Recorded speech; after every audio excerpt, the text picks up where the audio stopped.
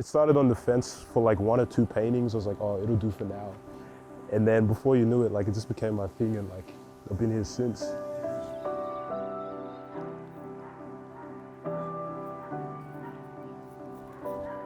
Like I was thinking about the possibility of like not working on the fence anymore, and I was just like, well, that'd be a massive jump, or that would be a huge change.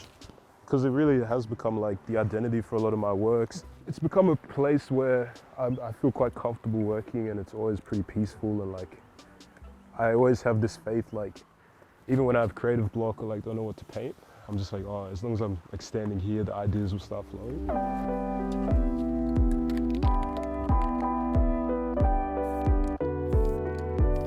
You can have an exhibition worth the paintings is spread out, so it's really cool. Oh, it's taught me so much about perspective though, like even working on the fence like this, because obviously the bottom is like lifted underneath, but I've learned how to be consistent with lines where it still looks good once it's hung up properly. There's been many times where like I'm painting and they're just playing soccer in the background, or everyone's just doing their own thing, which helps because they, you know, when I'm working, they'll just walk up and ask me questions, or they'll give me input. So, you know, as much as the paintings are my own and my experience, like it's my family doing things in the background that adds to it. Or I guess in a way it is like a thank you note in what I'm doing for this next exhibition. So thank you to family, to the fence, like this is where I always work. I think it was 2 weeks ago, there were some guys like working on the power lines up there, and they're just saying like, oh mate, that's sick. And I'm like thanks man.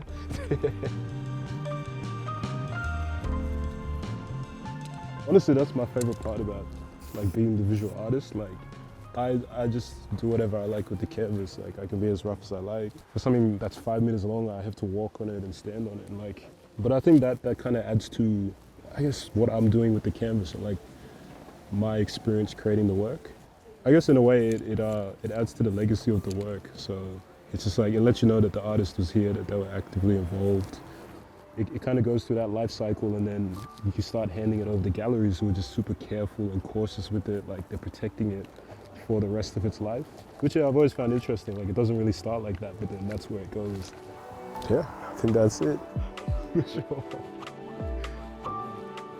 I'm so lucky that the galleries don't mind it, like, because sometimes I don't even try. I'll just send it off like this, grass and all.